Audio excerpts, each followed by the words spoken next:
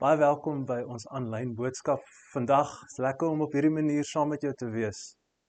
Nou vandag, met die hulp van die internet en met die hulp van kunsmatige intelligensie en soveel sosiale media platforms, het ons die vermoë om opinies te vorm oor goed. Selfs goed wat ons nie baie van weet nie. Kan jy opinie maak? Jy kan 'n paar podcasts luister. Jy kan vir kunsmatige intelligensie 'n paar prompts gee en 'n paar vrae vra. Jy kan 'n paar plasings van ander mense kyk en kort voor lank het jy ook 'n opinie oor sekere goed.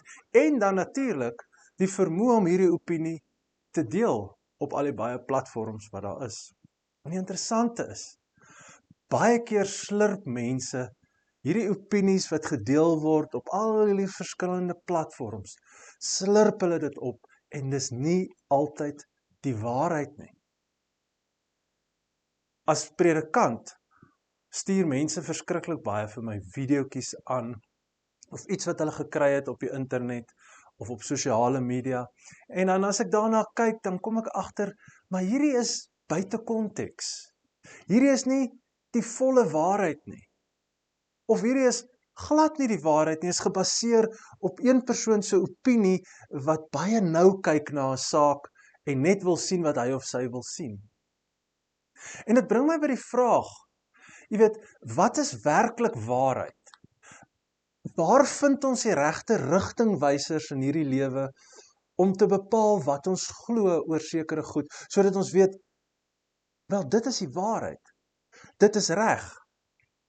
Want oor enige saak, en kom ons praat oor sake wat in die Bybel voorkom, sommer net, oor enige saak, kan daar soveel uiteenlopende opinies wees, so dit bring my by hierdie groot vraag, die vraag wat sistematiese teologie oor jare al vra. Wat is werklike waarheid? Wat is die waarheid? Want dit is wat ons moet glo. Nou as Christene, en natuurlik die vertrekpunt van sistematiese teologie is, ons vind ons waarheid vanuit die Bybel uit. En nêrens anders nie. Ek moet dit herhaal. Ons vind ons waarheid vanuit die Bybel uit en nêrens anders nie. Nie op sosiale media nie, nie op iemand se interpretasie van die Bybel nie, maar vanuit die Bybel self uit. Dit op sigself is 'n komplekse stelling om te maak, want die Bybel is 'n boek wat in 'n antieke samelewing ontstaan het, en daar's gewoontes en gebruike wat glad nie meer vandag deel is. Nou, is dit waarheid, moet ons dit toepas, moet ons dit nie toepas nie? Ek dink daar's breë waarheidstemas wat ons deur die hele Bybel vind. Oor geregtigheid, oor spiritualiteit, oor liefde, oor moraliteit, oor hoe ons moet leef, die reg, die verkeerd. En dis die Bybel vol, oor ons verhoudings. En ek daai breë waarheidstemas wat binne in die Bybel is, dis die temas wat ons moet volg, en daarom wil ek verder sê, ons vind ons waarheid vanuit die Bybel en nêrens anders nie, maar 'n gebalanseerde waarheid is as die Bybel in praktyk in 2026 uitgeleef kan word. Ek dink oor die algemeen vra mense baie vrae oor hierdie waarhede. En die rigtingwysers is vir my baie keer dof. Laat my dink aan 'n plattelandse dorpie waar die munisipaliteit glad nie meer omsien en instandhouding doen. Jy kan skaars sien, weet, waar's die volgende dorp of die volgende afdraaipad, want die padtekens, die rigtingwysers is nie in stand gehou nie. En ek dink ons leef in 'n tyd waar ons ook sulke dowwe rigtingwysers het. Gebroke rigtingwysers. En het ons nodig om te gaan soek, wat sê die Bybel, wat's die waarheid? Nou, een so tema, en daaroor wil ek vandag praat, ons gaan 'n paar ander van hulle uitpak in die volgende paar weke. Een so tema is spiritualiteit.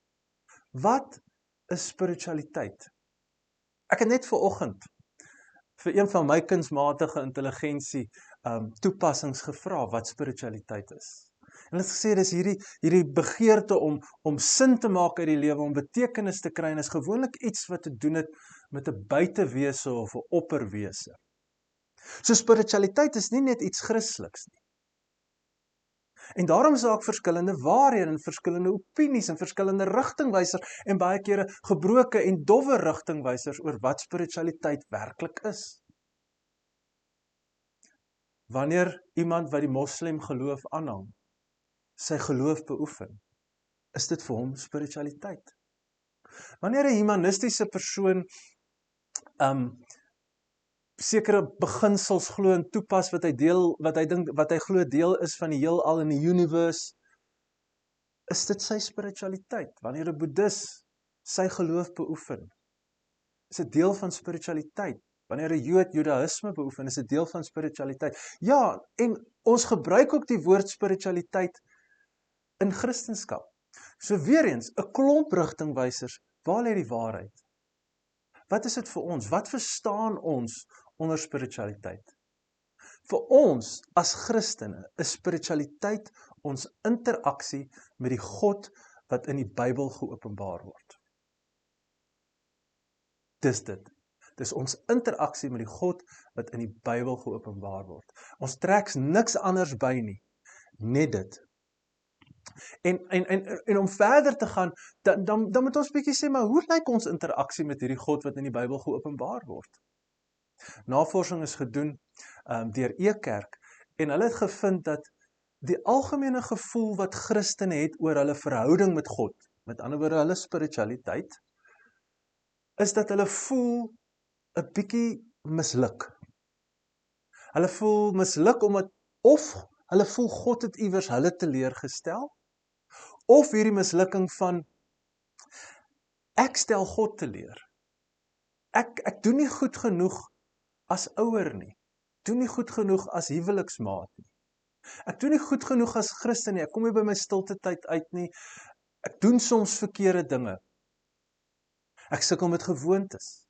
Partykeer praat ek nie die waarheid nie. Partykeer skinder ek graag van ander. Partykeer kry ek lekker as dit sleg gaan met iemand wat my iewers in die lewe te nagekom het. Partykeer vertel ek leuns. En jy voel maar, ek stel God teleur. En geen wonder, 'n klomp Christene het gesê, hulle beleef hulle verhouding met God, hulle interaksie met God, as mislukking, teleurstelling. Want hulle stel hulle self teleur, en hulle kom nie by dit uit nie. Want hulle sukkel. En dit het my by iets anders gebring, wat toe ek dink oor spiritualiteit, en ek glo nogal vas, vir my is 'n spiritualiteit, hierdie stoei wat ons het, met die mislukkings wat ons beleef. Die val, die opstaan, die regkry, dit nie regkry nie. Die oorwinning, die mislukking. Spiritualiteit is juis ons alledaagse gesukkel en begeerte om die verkeerde uit ons lewe te kry en die regte in te bou sodat Jesus meer gesien kan word. So wanneer jy sukkel en wanneer jy misluk voel en wanneer jy probeer en jy kry dit nie reg nie of jy probeer en jy kry dit reg, daai stoei, daai gesukkel is deel van ons spiritualiteit. En kan ek vir jou iets sê? Jy's glad nie alleen nie. 'n baie groot gelowige het ook hiermee gesukkel. Sy naam was Paulus. Hy skryf in Romeine 7 vers 15. Ek begryp self nie wat ek doen nie, wat ek wil doen, dit doen ek nie, maar wat ek haat, juist dit doen ek. En ons kan identifiseer daarmee, daar's goed wat ons so graag wil doen en ons doen dit nie. En ons goed wat ons nie wil doen nie, wat ons baie keer doen en dan beleef ons hierdie gevoel van mislukking. Ons stoei met hierdie spanning. Jy weet, hierdie spanning is deel van my en jou spirituality. En ek dink is nodig dat ons meer intentioneel sal wees met hoe ons omgaan met hierdie spanning. Hoe ons die verkeerd uit ons lewe uitsny en hoe ons die regte in ons lewe inbou. Trevor Hudson stel dit so. Spirituality is about being intentional of the attitudes and actions through which your Christ-following life is shaped within our everyday lives. So spiritualiteit is hoe God ons verander met ons samewerking. Dis hoe God my en jou verander met ons samewerking. Dis wonderlik, die dag as jy Jesus die leier van jou lewe maak, gebeur een van die wonderlikste genadewerke wat moeilik is om te begryp. God aanvaar jou onverantwoordelik en hy regverdig jou en hy noem jou sy kind.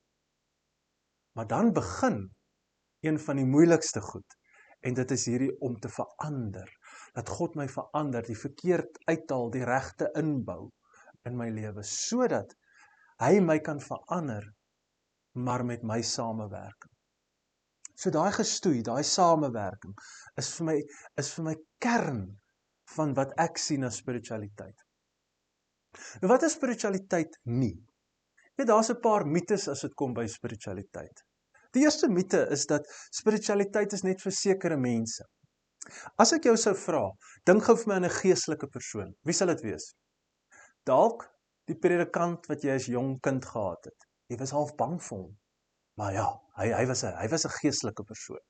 Dit spiritualiteit, dit was sy ding. Of dalk was dit 'n oomie in die kerk wat mooi gebid het, groot woorde gebruik het. Miskien was dit 'n tannie wat vir jou kinderkerk gegee het, of sondagskool soos ons dit daai tyd genoem het. Miskien is dit 'n sendeling wat jy nou onlangs gesien praat het of gehoor praat het. Miskien is dit jou ouma wat jy weet elke dag geuur vir al haar kinders en kleinkinders en vir die wêreld bid. Die laaste persoon aan wie jy dink as jy dink aan wat is 'n geestelike persoon, is jouself. Nee, ek is nie geestelik nie. Geestelik, dit is vir ander mense. Elkeen van ons het spiritualiteit in ons lewe en is geestelike mense. Ek dink nie ons moet onderskeid maak en sê, net sekere mense kan nie. Almal wat in 'n verhouding met hom staan, almal wat interaksie met hierdie lewende God het, hierdie God wat ons verander, is geestelike mense. En dis spiritualiteit. Dis nie net vir sekere mense nie. Dis vir elke persoon en ja, veral vir die persone wat sukkel om reg in hulle lewe in te bou en verkeerd uit hulle lewe uit te kry. 'n tweede mite is dat spiritualiteit is net 'n aspek van my lewe. Asof ek dit gaan besoek en dan as ek klaar is, dan maak ek die deur toe en ek los dit agter die deur en nou doen ek die res van my lewe. So daar's die geestelike en daar's die nie geestelike gedeelte of die algemene van my lewe. So ons kry geestelike musiek en dan kry ons nie geestelike musiek. Met ander woorde, as dit gospel is dit spiritual, maar as dit nie gospel is dit nie geestelik nie. Dan vra ek net, wat van 'n mooi stuk opera? Of 'n stuk jazz? Of 'n simfonie? Of 'n liedjie wat oor opregte liefde gaan, wat iemand vir iemand anders sing? Dis ook geestelik. Weet ons dink dat bid is geestelik, maar huiswerk doen saam met my kind is nie geestelik nie. Ons dink dat hande opsteek en kerk toe gaan alleen is geestelik, maar om as enkel ma 'n kind groot te maak is nie geestelik nie. Of om by my werk sekere projekte af te handel of vergaderings by te woon. Dis nie geestelik nie. Nou weet ek van ons haat vergaderings, maar as jy in 'n vergadering is dit 'n geestelike aktiwiteit. Want jy is saam met God daar. Weet ons sal dink dat as ek vas, is ek geestelik, of as ek op 'n uitreik gaan, is ek geestelik, maar as ek 'n romantiese aand saam met my vrou of my verloofde beplan, dan is dit nie geestelik nie. Alles wat ons doen is geestelik. Dis nie net 'n aspek van jou lewe nie. Alles wat jy doen is geestelik. En weet jy, dit lig vir my die dwarslat as dit kom by hoe ons moet lewe. Dit weet, ons dink baie keer, ons moet net met hierdie geestelike goed besig wees en vinnig deur hierdie nie geestelike goed gaan nie. Weet jy, wanneer ons uitgedaag word dat elke faset van my lewe is geestelik, dan lig dit die dwarslat. Dit verlaag dit nie. Die bekende Spreuke wat sê in Spreuke 3 vers 6, ken hom in alles wat jy doen. Alles. Ek herinner my aan Kolossense 3:23 sê, wat julle ook al doen. Wat julle ook al doen. Doen dit van harte soos vir die Here. Ken hom in alles wat jy doen, dan sal hy jou die regte pad laat loop. Eugene Peterson het 'n wonderlike parafrase op die Bybel geskryf, waar hy probeer het om die Bybel te kommentaar en in 'n baie moderne taal neer te sit. En dit is vir my mooi hoe hy nogal sê, daar in Romeine 12, wat hy moet sê, gee julle lewe as 'n heilige en aan God 'n welgevallige offer. Dit is julle redelike godsdienst. Jy onthou Romeine 12 vers 1? Hy skryf dit so as hy kommentaar hierop lewer. Hy sê, so here's what I want you to do. God helping you. Jy sien, is jy en God. God helping you. Take your everyday, ordinary life, your sleeping, eating, going to work and walking around life and place it before God as an offering. Sit alles voor hom.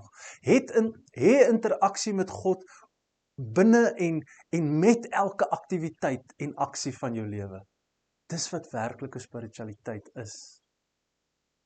En dan 'n derde mite is, sekere aksies maak ons meer geestelike mense. Met ander woorde, as ek aanbid, of as ek vas, of as ek dien, as ek op 'n uitreik gaan, jy weet, dit maak my meer geestelik. Dit is wat geestelike mense doen. Dit word baie keer soos hierdie uiterlike dinge wat ons onsself aanmeet. Geestelike merkers, maar daar sit, jy weet, ek kom by hierdie ding uit, daarom is ek geestelik. In jou lewe word hierdie regmerkie lewe. Ek het dit reg gekry, en dit word op die ou ene net werke. Jesus het 'n geweldige probleem, juis met 'n groepering van mense gehad in sy tyd, wat baie klem gelê het op werke. Hulle naam was die Fariseërs, en een keer het hulle hom genooi vir ete. En ons vind dit daar in Lukas 11, en hy het saam met hulle geëet, en ek dink kort voor lank het hulle bietjie begin argumenteer, en Jesus begin vir hulle sê, luister, julle fokus op die uiterlike goed, maar wat werklik belangrik is, fokus julle nie op nie. Julle het hierdie geestelike merkers, maar julle is eintlik nie geestelik nie. En hy sê in vers 38, ja, julle Fariseërs, julle maak die buitekant van die bekers en borde skoon, maar binnekant is julle vol inhaligheid en gemeenheid. En dan sê hy nog 'n paar goed en hulle verskil, en dan sê die teks, Jesus het nie verder saam met hulle geëet nie. Dis nou nog 'n ongemaklike oomblik. Maar dis hoe Jesus gevoel het oor mense wat wil sekere uiterlike goed, weet, en geestelike merkers neersit om te bewys dat jy geestelik is. Juis wanneer ons sukkel, juis wanneer ons probeer en ons val, of ons probeer en ons kry dit reg, daai gestoei, daai spanning, daai gewoel, dit is ons spiritualiteit. Nou wat is die doel van spiritualiteit? Ek wil daarmee afsluit. Wat sal die doel wees daarvan? Die doel is eenvoudig, om meer soos Jesus te word. Ons interaksie met hierdie lewende God het begin toe hy ons lewe in 'n oomblik nuut maak en hy ons aanvaar, daai genadewerk. Maar nou sit hierdie proses van om meer soos Jesus te word. Die ou geuite term wat sê, what would Jesus do? In elke situasie van ons lewe. So dis hierdie proses van verander, en ons lees dit verskriklik baie in Paulus se briewe. Dis 'n putting off en 'n putting on. Dis 'n neerlê en 'n aanleer. Dis 'n afleer en 'n aanleer. Dis 'n ophou doen en dis 'n begin doen van goede in ons lewe. Sodat ons verander op die ou einde om soos Jesus te word. Ons lees in Romeine 8:29 die volgende. Die wat hy lank tevore gekies het, het hy ook bestem om gelykvormig te wees aan die beeld van sy seun. Gelykvormig aan die beeld van sy seun. Wat beteken dit? Die Amplified vertaal het, to share inwardly his likeness.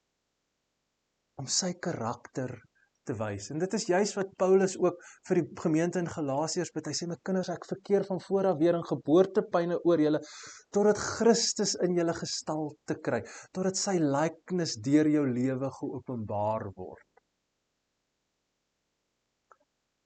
Spiritualiteit is vir almal. En dit is ons interaksie met 'n lewende God, wat ons wil verander, om meer sy karakter te kweek.